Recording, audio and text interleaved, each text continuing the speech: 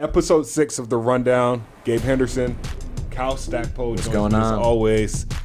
Kyle, we usually have our guests, whenever we have a special guest, we have them come in the second half of the show. Mm-hmm. It's Kyshoen today, so we gotta let him start off the entire show. How you doing today, brother? I'm good, man. Just happy to be here, happy to be on The Rundown, and just looking forward to talking ball. Each week we do position by position. The past 6 weeks it's been position by position, starting off with quarterbacks, running backs. It's the last week of the position by position. Yeah. Today's DBs. Yeah. You're a former DB. You're coach now. You don't refer to yourself as a coach, though. You say you refer to yourself as an observer that teaches. But, transitioning into the coaching realm of, from playing to coaching now, just what have you learned so far?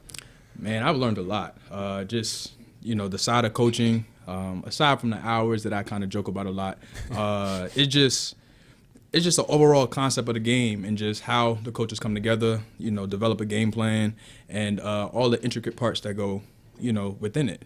Third down, 2-minute, red zone. It's just all these different things that we're able to come and just have like this one common goal moving forward. So just seeing the developing stages of it compared to just being taught it, as a player and then having to go, perform. It's different, man. It's different, but I'm enjoying it. I'm enjoying seeing the opportunity to teach and then seeing those players transition that onto the field. That's pretty awesome to me. So, I guess that's pretty much it. Yeah, and then Kyshoen, you have a really inspirational story in terms of going from player to coach. So you had a really great rookie year, and then obviously the injury, the devastating injury, and you ended up not playing after that. And I couldn't imagine how tough that would have been for you, but to make that transition and be where you are now, could you just kind of reflect on what that journey was like and how you became involved coaching for the Redskins? Yeah, it's the journey for KJ right here. It was a tough journey. I'm not going to sugarcoat it. I'm not going to try to beat around the bush and say, it was easy. I'm not going to give people the recovery story, whatever the case may be. The meat of it, it was tough. It was a tough time mentally. It was a tough time emotionally. I related a lot to the game of football. Growing up, it produced a lot of freedom for me. That's where I felt the most free. I was able to express myself the best. And then it just went away like that. You know what I mean? It wasn't the fact that I couldn't play in the league. It wasn't the fact that I got cut. Yeah. It was just the injury. You know what I mean? And I think that's what's been tough to wrap my head around as well, knowing that I have the ability and the talent to play in the league, and I just can't due to the injury that I suffered. So, and that just slowly began to progress into the coaching role. So the Redskins left their doors open for me once, I was officially waived because they wanted to, pretty much make sure that mentally I was okay or whatever the case may be. If I need to come around the guys and be around the coaches, I can do that, at my leisure. And I'm very thankful for the organization of doing that. But by doing so, it just allowed me to, just talk to the coaches more, whether it was our previous defensive back coach who coached me in college, whether, it's, James Rowe, who's a DB assistant, Camden Matthews, whatever the case may be. I began to develop this passion as I talked to them, and then that led me into my internship role last year and then led to a full-time role this year. Yeah, you touched on the internship role. What was it like going from being on the field to, like Gabe was saying, being that observer? Yeah. How did those two things differ in terms of how you saw the game? Initially, it was tough because, once again, I'm a competitor, and I believe I should be out there. I could be out there. The potential in my mind of where I feel like I could have been, 4 years later. But it's different. But I've gotten to the point where, I could leave those feelings aside and just worry about, the task at hand. And just being able to observe guys and being able to coach them when they come back onto the sideline and say, hey, maybe your eyes should go here. Maybe you should progress here. Maybe your feet should be better doing this. Whatever the case may be, I just try my best to assist them. You talk about having that energy when you play. Now you're coaching. You still bring that energy to practice every day. Yeah. And combining that with Ray Horton, the new DB coach here, what makes his coaching style so unique? Yeah, definitely. Obviously his many years of experience. We also know that, he has playing experience, as well, but he focuses on being as simple as possible for the players. Let's not overthink the process. Let's not overthink, the coverage or whatever the case may be. Let's understand our fundamental, our techniques. Let's still pay attention to the detail because that's very important. And now let's go execute. But it's also allowing that information that's going into players' head to be simple for them to understand, so they can best, translate, what you're teaching them. So, he's very patient. He takes his time while he's speaking, and it's been very encouraging just being able to get to learn from him. Go for it. So then you obviously being, a younger guy, and a lot of these guys that you're coaching are, the same age as you or older than you. Do you feel like you can relate to them better, and you might have a better relationship just because, you're still young and you can just relate to everything that's going on with them? Yeah, I believe I do. That's like the trickiest thing for me, I believe.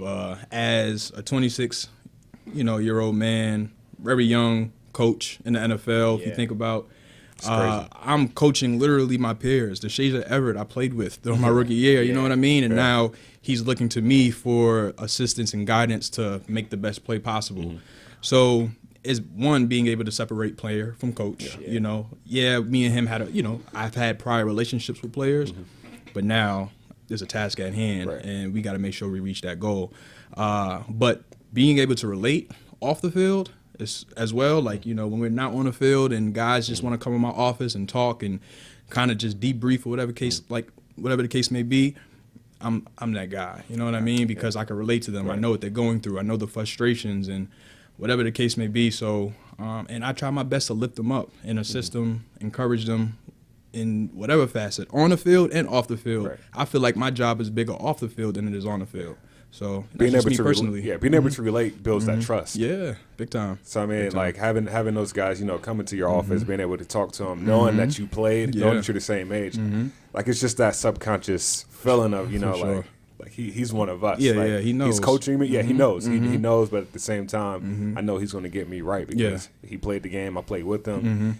And he's young too, so he can get out there and show too. But as I mentioned again, there is still that fine line between player and coach and understanding that relationship. So sometimes, coming in here, you just gotta establish that early, and they understand that. Everybody understands that. So yeah. Being that it's your first full off season as a full-time coach, what surprised you most about this DB room so far? Surprised me the most. Or who stood out to you? Or who stood out? I would say definitely the young guy, Jimmy Moreland. Okay. I think he's they call him the people's corner. The people's guy. He calls himself a pick machine, so he doesn't even care. Hey, man, he has a knack for the ball, man. He just does, and we was able to see that during the course of him being here towards, mandatory minicamp. His knack for the ball, his attention to detail, being so young as well, and just how fluid he is, and he's only going to continue to grow and be better. And that's just with the right, amount of leadership and accountability provided to him. And guys like DRC, that's crucial for a guy like Jimmy Moreland, or Josh Norman, that's crucial for a guy like, Jimmy Moreland to be able to grow and develop in his league. But I would say him for sure. Now that we're talking, doing more position by position, can you give us, if you could think of off the top of your head, just a quick, 30 second rundown of like some of the guys on the roster right now and like what they bring to the table, because we can debate and talk about it the entire time, but you have that inside access. I mean, you can't tell us everything, but like just like a guy like Adonis Alexander, your Fabians, Janos, Dunbar. Big time. No problem at all. I'm gonna start with the oldest guy in the room, the leader, who I feel like is just a natural leader of the room, is DRC. You know what I mean? His many years of experience, his talent level, his ability, and just what he provides in terms of versatility. And then we just start working down the line from Josh Norman and what he's been able to produce over the years. And now we got Landon Collins, who, man, can that boy thump. You know what I mean? And but as also attention to detail, his ability, to respond fast and whatever the case may be, and just seeing his savviness out there on the field. Kyshoen Jarrett, another guy, that I'm fond of, whether being able to play with him or coach him. He's just always looking to be better, and his energy is always high, and that's what he brings to the room. Yeah. Like you can't have a down day around the shades because he's gonna get after you. Like, what's up, man? Like, pick it up, and that's good for our room. Shoot, 30 seconds. I don't even know if I have enough time. Troy Apke. Troy Apke. No, go for it. No, for like, sure. Whatever you got. Troy Apke, man. One, very fast guy. Obviously, last year he didn't get the injury, kind of nicked his opportunity during the year.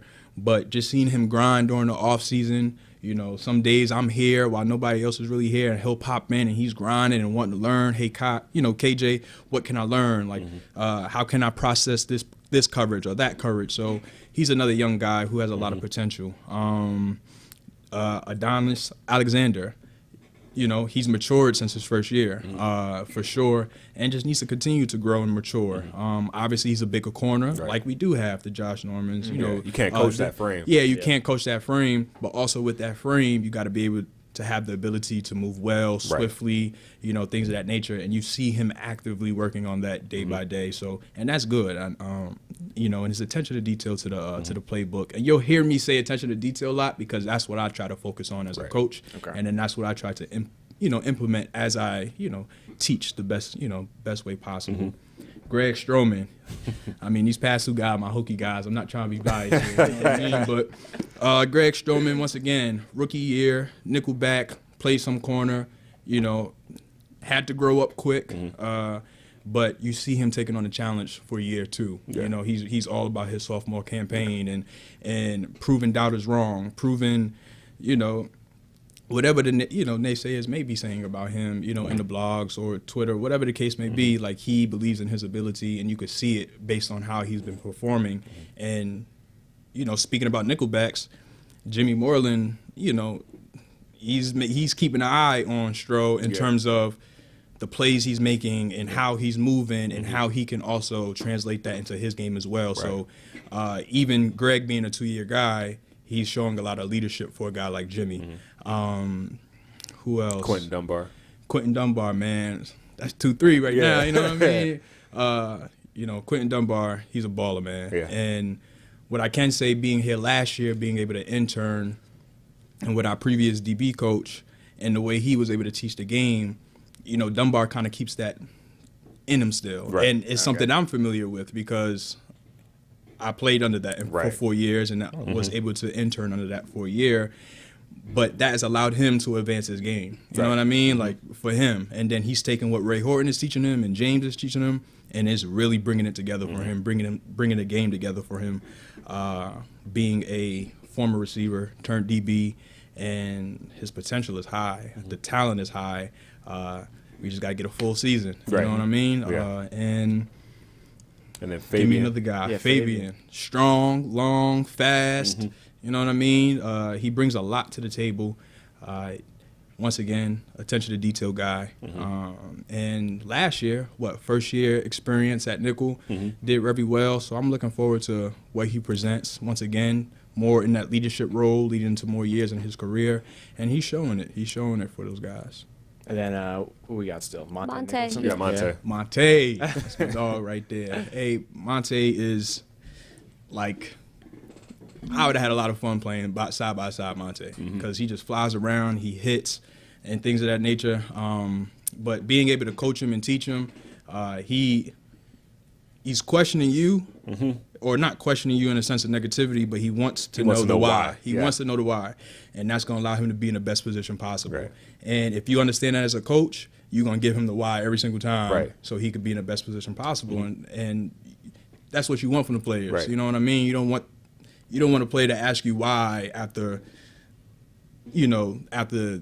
5 mistakes. Right. Or you know what I mean? Like he's trying to get it before it even happens. So that's what I really like about him. Yeah, that's actually really interesting you said that because during mandatory minicamp, I noticed that Monte and Landon were on the field together, and they came off the field, and I guess they had a question for Ray Horton, and Horton was pretty much showing them like going like this and that. Like, okay, here's how to do it. And I asked them about it afterwards. He's like, yeah, they just want to. They come off the field, they immediately want to learn. They want to because I mean they're new guys working together. Having sure. 2 students of the game like that has to be fun to coach. Man, it's real fun. It's a lot of fun, and once again, like I could relate it because I'm not far removed from player. Right. Yeah. As from being a player. Excuse me, I might cut that out.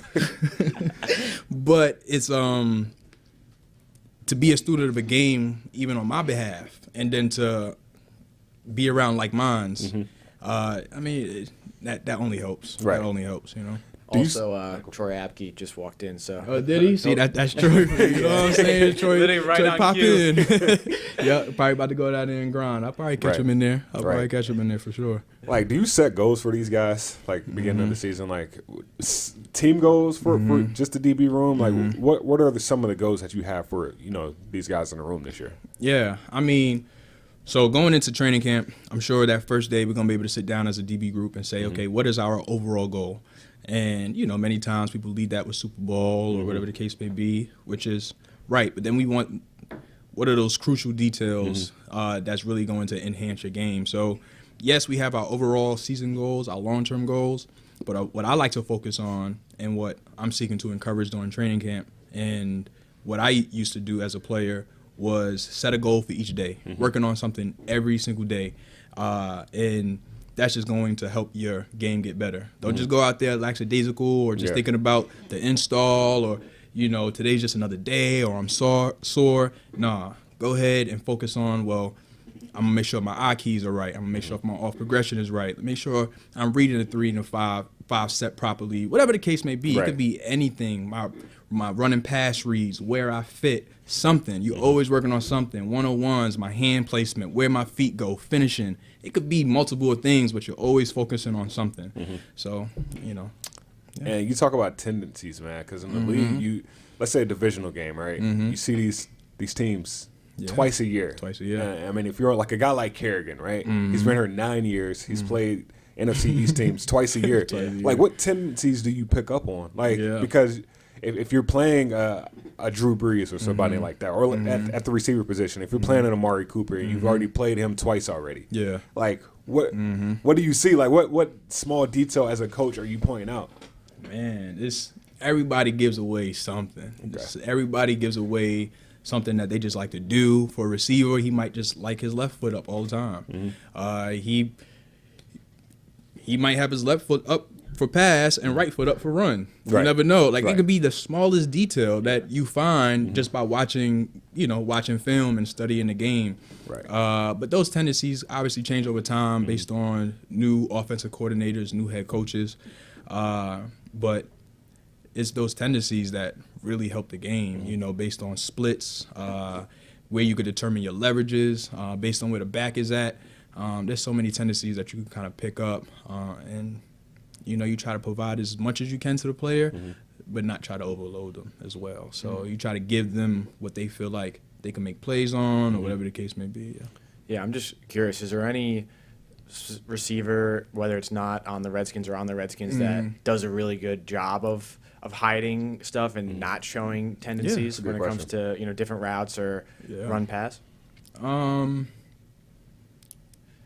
gonna stick with one of our guys. One of the guys who I really like, watching him through practice and some of our games last year. I know injury kind of bugged him a little bit, but Paul Richardson. You know what I mean? I really like his style of game and what he presents to it, how he lines up. He tries to keep things, even lined, even in his approach, not too high, not too low, and he's one of those guys who try to keep it as consistent as possible, and that's what I've seen, real solid. Fast forwarding now into training camp, I'm gonna have you put on the player cap now. So now it's Thursday. Of course, training camp starts Wednesday. As a player, when do you start getting anxious? For traiing camp. When did you start getting that itch? Probably about a week ago. Okay.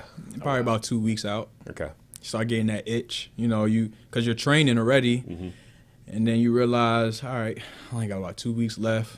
Am I going to take a break or not?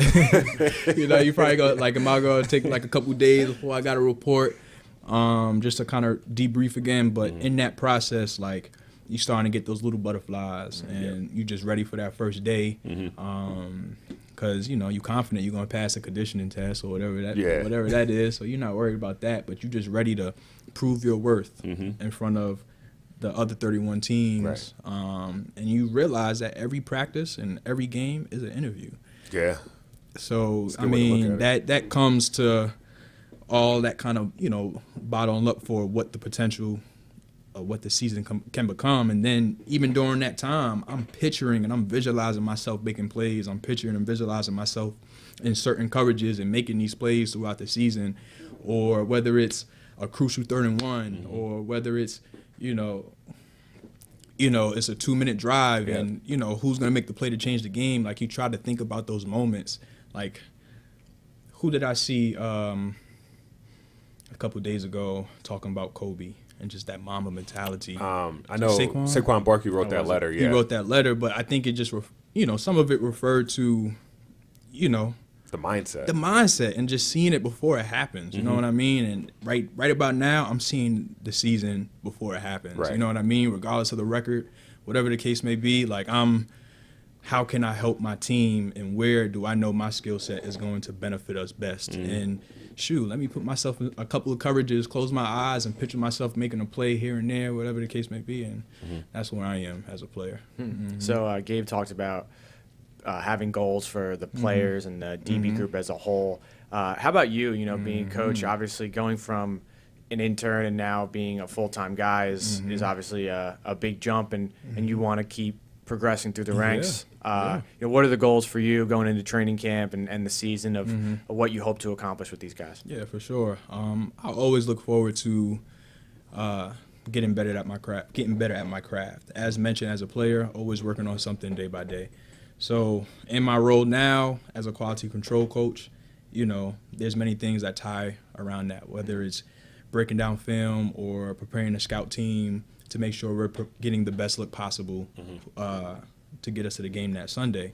So always just looking for new ways to advance, speaking to Cannon, hey, man, what can I do better here? How can I assist you here? That's kind of how I focus on getting better day by day, picking brains continuously, going to the offense, picking their brain continuously, because that will enhance my knowledge to know the full scope of the game even more. And then, I really want to spend this summer or this off season getting better at teaching, getting better at getting the point across, trying my best not to ramble, because at times when you ramble, then you lose the player a little bit. Yeah. So just trying to be precise, efficient in terms of what I'm saying and getting it across right away. Just something I've been working on during the off season, going through, our breakdowns and our coverages and just taking my time. You know what I mean? So when it's time to get in front of those players, it's already been practiced. I already visualized it pretty much. So what's some strengths that this DB room possess right now going into training camp? Leadership, accountability. Boy, I tell you, I've seen a lot of accountability. Once again, leadership from players such as DRC and Jano or Landon, whatever the case may be.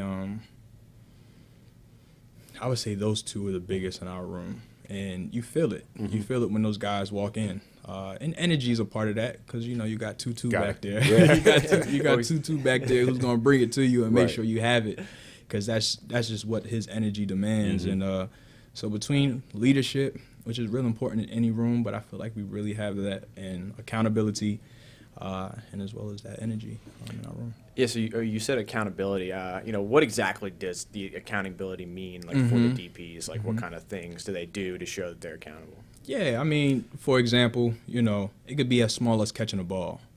Because that ball, that ball is the money. That ball is money. It's money. Golden ticket. That's the golden ticket. So as a DB, us being called receivers broke down receivers, you know what I mean? Come on, man. So we try to just encourage that, man, just seeing the ball in and catching, whether it's going out there and getting tennis balls or whatever the case may be. But if I'm in line and I'm behind somebody and they go through a drill and they drop a ball, well, I'm going to hold them accountable, whatever our consequence is. It could be 10 push-ups, 10 burpees. It could be doing the drill again and going back. And if you drop the ball again, then you got to go back. Whatever the case may be, it's just a sense of accountability, and then it makes you want to make sure you are clean and efficient in your approach and what you do.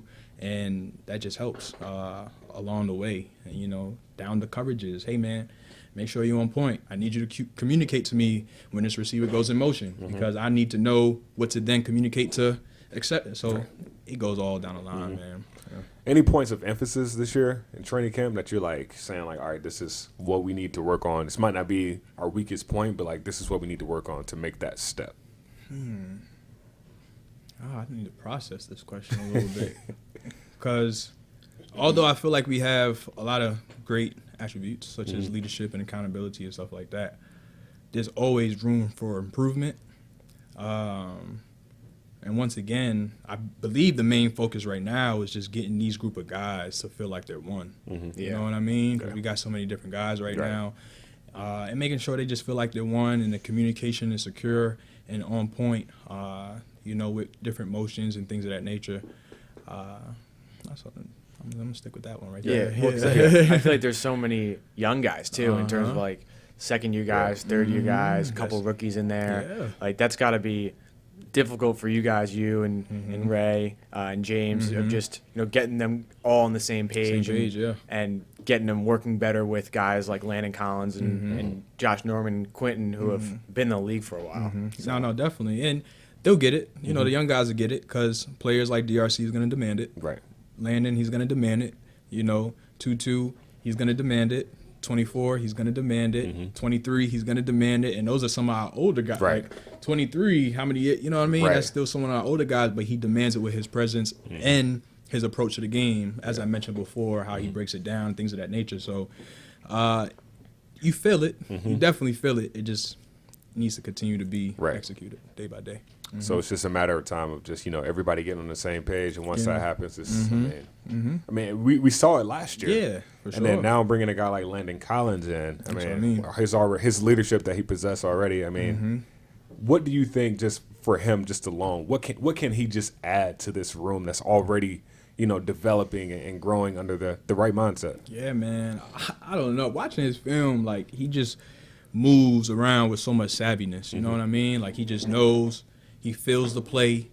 He knows just what to expect, what to dissect, and that's just by watching him. You know what I mean? That's by breaking down film. Yeah. You know what I mean? Just watching film or watching him last year. Yeah. Whatever It's like he the know case what he's may doing. be. He knows what he's doing, and he wants to make sure he knows what he's doing. Yeah.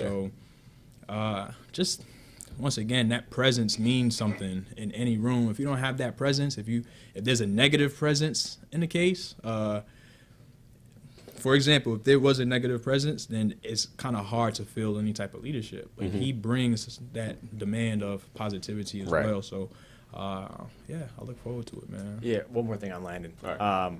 I know that I think it was John Allen said like he's like the alpha, and Jay Gruden said he's like that tone setter on the defense, and you feel him on the tape. Like when you're playing against him or when you see him on film, like you feel that he's on the field. And you said that too with breaking down his film. But what has it been like working closely with him during off season, with the OTAs and mini camp? How have you seen what you saw on tape kind of in person, like come to life, for this defense? Yeah, I mean, when you watching film, you're like, man, I wonder how he got into that position, or man, how the heck he make that play, or whatever the case may be. But working with him during this time and just being able to pick his brain a little bit and hear him regurgitate information, it just like it clicked for me. Like that's why, like you know what I mean? Like he's smooth. He knows how to approach the game like a pro, even still being young essentially. And I mean, I believe that's big. I don't know who he had as a rookie to say, hey, this is how you need to operate. But whatever they did, it stuck. You know what I mean? And I don't know, maybe it is working with Ryan Clark down there in Louisiana. I don't know, but whatever he's doing in his approach into the game, it's just worked for him. And I've been able to hear his mind, process and function. And I see why now. He's sharp, man. You can't take it away from him. How is this, like the DB position, cornerback safety position, how has that position just evolved over time? Yeah, I mean, we always knew what the cornerback position brought to the table. You have your players like Josh Norman, Pat P., Darrell Reeves, whatever the case may be. We understand our safeties. The position's kind of transitioning in terms of, them head busters compared to where the game is kind of going now, and then you have the nickelback position, which I feel like is rising. Yeah. You know, in terms of having a quality nickel, especially for those third down situations. Like your nickel, I almost feel like the nickel makes a defense sometimes. Really? Sometimes. I believe it, yeah. And I only say that because his coverage skills need to be on point. Yeah. He doesn't have the sideline to protect him.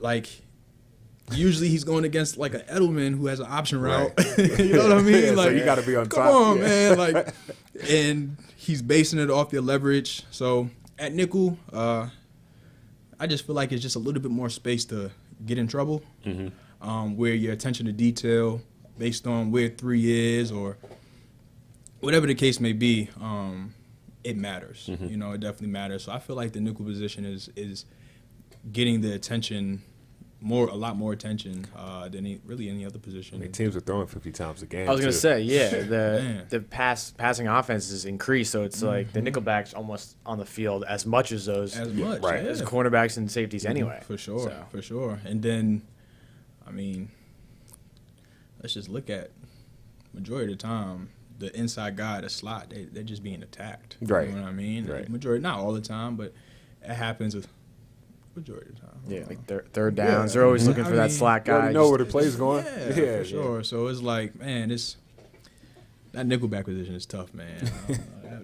That's my personal experience. But it does demand a lot out of a player. But and it creates a little bit more stress if you think about it. But I also believe the nickel position is being focused as a position where a player could just play nickel. He doesn't have to play corner. He doesn't have to play safety. He doesn't have to be a corner who goes to nickel when the offense, substitutes. Like, like the nickel position needs to solely be his own position. Right. And that's just what it is. Yeah. So this is just from personal experience. Who do you think was the toughest receiver that you went Julio. up against? Julio. Just because it's Julio, That was quick. right? That was quick. you know Why is how that? many high school kids didn't ask me that question, so it's like I just knew automatically. But when we played Atlanta my rookie year, and he would come in the slot, I'm just like, dog, you just big. You big and fast. But, like, you don't back down. I'm Right. just as You're competitive competitive. as he is. But Yeah. in terms of just body, structure, speed, and things of that nature, and having to put my hands on him, he was probably, definitely the toughest. Did I have to go against him a lot if he was to go back to the film? No. But I would say he was probably the most, I think he averages like 90 yards a game or something. Like I know people knock him for like not scoring as many touchdowns, but like in terms of yardage, like that dude produces For sure. game after Phenomenal. game. Yeah, but now that I get to look back on it, and as a fan, like, that's pretty cool. Yeah, you like, can- I got to go, Oh, Julio, yeah. you know what I mean? Like, that was pretty dope. I asked Doug this question. You talk about being a fan. I asked Doug this question, like, can you watch the game as a fan, like, outside of work? Is that possible?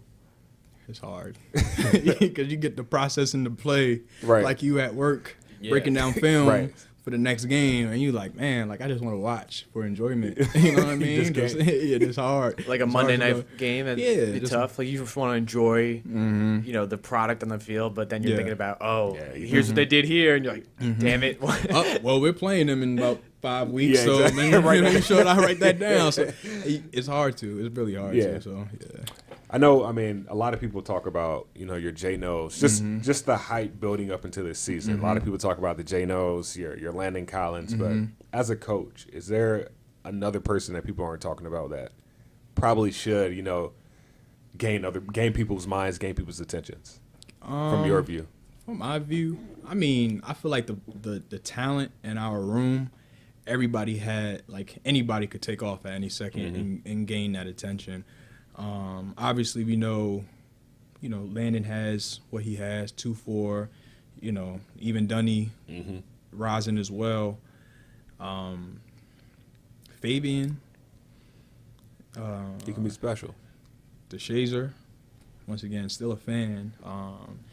Man, that whole group, man, I could name everybody, to be honest. Like, I could literally name everybody and who I feel like is just one play away from, like what? Like, really? Right. Like, that was him? He had this in him? Like, yeah, he does. I mean, we get to see it every day. I just don't. So, Right. yeah. Yeah, and then just moving to the defense as a whole, because obviously, you know, people are high on the DBs. They're obviously high on the defensive line and the outside linebackers with Kerrigan, Anderson, and Montez. So, I mean, what have you seen from this defense, and what do you think is going to make this defense successful going into this year? I mean, you named them. You named the player. That's what's going to help us, you know, be successful this, going into this year. It's players like Allen. It's players like Ioannidis who take on that leadership role for that whole defensive line group and making sure they're on top of their game and taking care of their bodies, being a pro's pro. Like, they are those guys, making sure, like, you're on top of your game, because if you're not, then that hinders everybody else, essentially.